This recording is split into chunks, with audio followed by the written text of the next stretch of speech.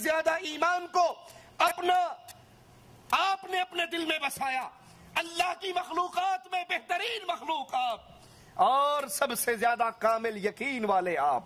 اسی لیے تو ابو جہل کی بات سن کر کہا تھا، اگر تو کہتا ہے میرے آقا نے کہا، میں معراج پہ گیا، تو سن اللہ کی قسم میرے آقا نے جو کہا وہ سچ کہا۔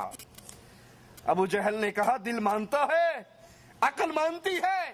کہا عقل مانے نہ مانے، ابو بکر کا ایمان مانتا ہے کہ محمد جو کہتے ہیں سچ کہتے ہیں، اور علی بھی گواہی دے رہے۔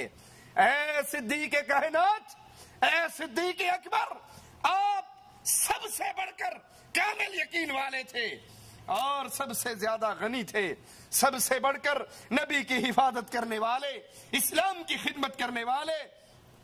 فضل اور سیرت میں، صحبت میں آپ کو اللہ کے نبی سے سب سے زیادہ بڑی نسبت تھی۔ اللہ آپ کو اسلام، رسول اور تمام مسلمانوں کی طرف سے جزائے خیر عطا فرمائے۔ ابو بکر، آپ نے اس وقت رسول کی تصدیق کی جب لوگ ان کی تکذیب کر رہے تھے، آپ نے اس وقت غم خاری کی جب لوگ نبی کو غم دے رہے تھے، آپ نے اس وقت نبی کے ساتھ اپنی مال اور جان میں سخاوت کا معاملہ کیا جب لوگ بخل کر رہے تھے۔ اللہ کی قسم، آپ کو اللہ نے اپنی کتاب میں صدیق کہا۔ یہ آقا علیہ الصلوۃ والسلام کے صحابہ میں سے وہ عظیم ترین ہستی ہے جس کو عرش والے رب نے اپنی کتاب میں صدیق کہا، اور آپ کی شان میں یہ آیت اتری، والذی جاء بالصدق، پھر فرمایا اس سے مراد آپ ہیں اور نبی کریم صلی اللہ علیہ وسلم ہے۔ آپ اسلام کا قلعہ ہیں۔ فرمانے والے علی فرما رہے ہیں ابو بکر کی شان میں، کفار کو ذلیل کر دینے والے، نہ آپ کی حجت میں غلطی ہوئی، نہ آپ کی بصیرت میں ضعف آیا، بزدلی کبھی آپ کو چھو کر بھی نہیں گزری۔ فاضل علوی ظالم کہتا ہے کہ یہ مسلمانوں کے پہلے 3 خلیفہ اتنے بزدل تھے کہ انہوں نے اپنی تلوار سے کبھی کسی کو قتل نہیں کیا۔ انہاں کول ہور تے کسے جنگ وچ بندہ مویا کوئی میں نے قرآن دی قسم غازی دا عالم سامنے جڑا بندہ میں نے کسے روایت وچ دکھایا نا بینا رل کے بھی کسے نے چاقو مارے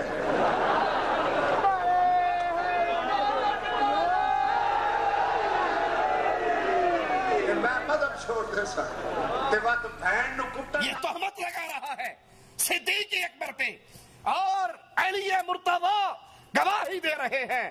ابو بکر، میں گواہی دیتا ہوں بزدلی کبھی آپ کے پاس سے چھو کر بھی نہیں ہوئی، آپ کے قریب سے بھی نہیں گزری۔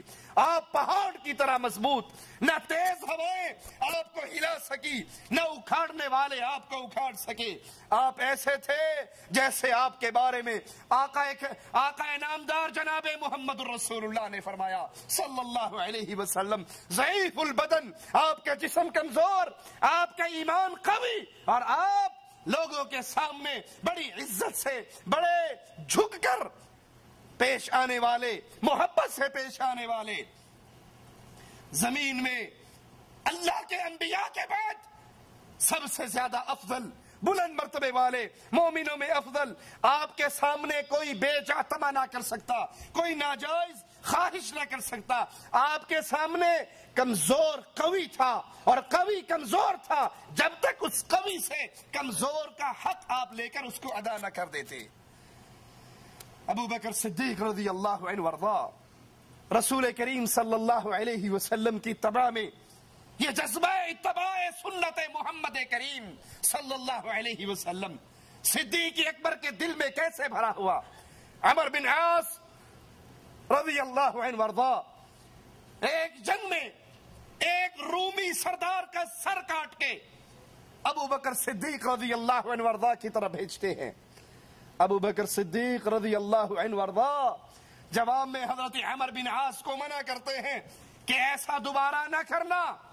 وہ کہتے ہیں ابو بکر رضی اللہ عنہ وارضا اس میں حرج کیا ہے، یہ کفار، یہ مشرکین، یہ رومی ہمارے مسلمان سپہ سالاروں کے ساتھ بھی یہ سلوک کرتے ہیں، وہ مسلمانوں کی گردنیں کاٹ کر اپنے بادشاہوں کو بھیجتے ہیں، اگر ہم بھی ان سے بدلہ لے لیں تو کیا حرج ہے؟ کہا جب ہمارے پاس رسول اللہ کی سنت موجود ہے تو پھر ہم روم اور فارس کی تقلید کیوں کریں؟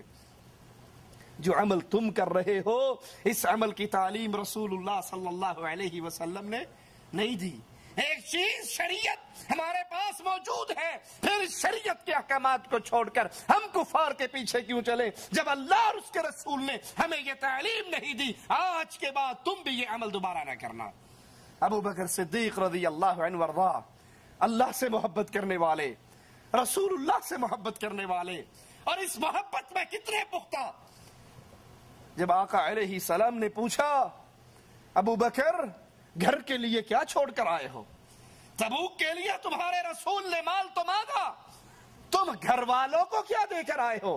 کہا آقا گھر میں جو کچھ تھا وہ آپ کے قدموں میں لے آیا ہوں، اور اپنے گھر میں اللہ اور اس کے رسول کی محبت کو چھوڑ آیا، اور کچھ نہیں ہے میرے گھر میں سوائے رب کی محبت، رب کے رسول کی محبت۔ خود ابو بکر رضی اللہ عنہ وارضا فرماتے ہیں دنیا کی چیزوں میں مجھے 3 چیزیں بہت زیادہ عزیز ہیں، پسند ہیں۔ پہلی چیز اپنے آقا جناب محمد الرسول اللہ صلی اللہ علیہ وسلم کے چہرے کی زیارت کرنا، اور یہ صدیق کائنات تھے جو آقا کے چہرے کی زیارت کیا کرتے۔ عام کسی کو ٹکٹکی باندھ کر نبی کا چہرہ دیکھنے کی ہمت نہیں ہوا کرتی تھی۔ کہا مجھے دنیا میں سب سے زیادہ عزیز یہ ہے میں اپنے رسول کے چہرے کی زیارت کرتا رہوں، اور اللہ نے جو مال دیا ہے مجھے بڑی عزیز ہے یہ بات، بڑی پسند ہے یہ بات، میں اپنا مال رسول اللہ صلی اللہ علیہ وسلم پہ نچھاور کرتا رہوں۔ اسی لیے ہجرت کے سفر میں مال ابو بکر کا، سواری ابو بکر کی، کھانا ابو بکر کا، راستے کا راستہ دکھانے والا، مسافروں کے لیے رہنما اگر لیا وہ بھی ابو بکر کے پیسوں کا۔ کہا مجھے بڑا عزیز ہے اللہ نے جو مال دیا ہے وہ میں محمد الرسول اللہ پہ قربان کرتا جاؤں۔ اور تیسری چیز مجھے بڑی پسند ہے کہ نبی کے گھر میں ابو بکر کی بیٹی موجود ہے، نبی کے گھر میں ابو بکر کی بیٹی، اور یاد کر لو نبی بھی پاک، اس کے گھر والے بھی پاک، نبی بھی پاک، نبی کا بستر بھی پاک، نبی بھی طیب، اور گھر والے اور بستر بھی پاکیزہ ہے۔ نبی کے بستر پہ غیر پاکیزہ کوئی آ سکتا؟ کہا مجھے بڑا پسند ہے، مجھے بڑا عزیز ہے کہ میری بیٹی محمد الرسول اللہ صلی اللہ علیہ وسلم کے گھر میں ہے۔ خود اللہ کے نبی نے فرمایا صلی اللہ علیہ وسلم، اللہ ابو بکر پہ رحم کرے، انہوں نے اپنی بیٹی کو میری زوجیت میں دیا، مجھے دار الہجرت پہنچایا، اور بلال کو خرید کر اللہ کے لیے آزاد کر دیا۔ اللہ ابو بکر پہ رحم کرے، یہ دعا محمد الرسول اللہ صلی اللہ علیہ وسلم دے رہے۔ ابو بکر عبادت کرنے والے اپنے رب کی، اور عبادت کی یہ کیفیت کہ رسول کریم صلی اللہ علیہ وسلم پوچھتے ہیں آج روزہ کس نے رکھا؟ ابو بکر فرماتے ہیں یا رسول اللہ میں نے رکھا۔ پوچھا صدقہ کس نے کیا؟ کہا میں نے کیا۔ مسکین کو کھانا کس نے کھلایا؟ کہا میں نے کھلایا۔ جنازے کے ساتھ چل کر کون گیا؟ ابو بکر کہتے ہیں اللہ کے نبی میں گیا۔ ابو بکر رضی اللہ عنہ وارضا رسول کریم صلی اللہ علیہ وسلم سے پوچھتے ہیں یا رسول اللہ صلی اللہ علیہ وسلم جنت کے 8 دروازے ہیں، انسان نے گزرنا تو ایک ہی دروازے سے ہے، ایک بندہ 2 دروازوں سے نہیں گزر سکتا، لیکن یا رسول اللہ صلی اللہ علیہ وسلم کیا کوئی ایسا خوش نصیب ہے جس کو جنت کا ہر دروازہ پکارے گا، ہر دروازہ آواز لے کر کہے گا میرے اندر سے گزر جاؤ؟ آقا فرماتے ہیں ابو بکر مجھے امید ہے تو ان خوش نصیبوں میں شامل ہوگا جن کو جنت کا ہر دروازہ کہے گا اور میرے اندر سے جنت میں گزر جائے۔ ایک دن میں روزہ بھی ابو بکر نے رکھا، صدقہ بھی ابو بکر نے کیا، جنازہ بھی ابو بکر نے پڑھا، مسکین کو کھانا بھی ابو بکر نے کھلایا۔ کہا مجھے امید ہے، مجھے یقین ہے جس کو جنت کے ہر دروازے نے نام لے کر پکارنا ہے وہ ابو بکر صدیق ہے، جو جائے گا تو ایک ہی دروازے سے، لیکن جنت کے ہر دروازے کی خواہش ہوگی کہ ابو بکر میرے اندر سے گزر جائے رضی اللہ عنہ وارضا۔ ابو بکر صدیق رضی اللہ عنہ وارضا اللہ کی مخلوق کی خدمت کرنے والے۔ مدینہ میں ایک بڑھیا رہا کرتی تھی، عمر فاروق رضی اللہ عنہ وارضا اس بڑھیا کے گھر جاتے، اس محتاج کے گھر جاتے، اس کا کھانے پینے کا بندوبست کر آتے، اس کے گھر کے کام کر آتے۔ پھر یہ ہونے لگا حضرت عمر کے جانے سے پہلے بڑھیا کے سارے کام ہو چکے ہوتے۔ جب حضرت عمر پہنچتے پانی بھی بھرا ہوا ہے، صفائی بھی ہو چکی ہے، باقی معاملات بھی ٹھیک ہو گئے ہیں، گھر کے سارے کام ہو گئے۔ حضرت عمر کہتے ہیں ایک دن میں وقت سے پہلے آ کر چھپ گیا، دیکھوں تو صحیح یہ کون ہے جو نیکی میں فاروق اعظم سے بھی بڑھ رہا ہے۔ کہا اللہ کی قسم میں نے جب چھپ کر دیکھا تو وہ رات کے اندھیرے میں آ کر اس مجبور بڑھیا کا کام کرنے والا مسلمانوں کا خلیفہ ابو بکر تھا رضی اللہ عنہ وارضا، اللہ ان سے راضی ہو۔ بہادری کا کیا کہنا، شجاعت کا کیا کہنا۔ حضرت علی رضی اللہ عنہ وارضا خود لوگوں سے سوال کرتے ہیں، کہا بتا تمہارے نزدیک سب سے زیادہ بہادر کون ہے؟ لوگوں نے کہا اے علی رضی اللہ عنہ وارضا آپ ہو۔ آپ نے پھر پوچھا، کہا سنو میں جب بھی لڑا ہوں اپنے برابر کی چوٹ سے لڑا ہوں، تم بتاؤ سب سے زیادہ بہادر کون ہے؟ لوگوں نے کہا ہم نہیں جانتے۔ تو کہا بدر کے دن جب اللہ کے نبی صلی اللہ علیہ وسلم کے لیے الگ مقام بنایا گیا، آپ کی حفاظت کا سوال پیدا ہوا۔ حضرت علی فرما رہے ہیں رضی اللہ عنہ وارضا نبی کی حفاظت کا سوال پیدا ہوا، کون نبی کے پاس رہے، نبی کی حفاظت کرے، یہاں پر پہرا دے؟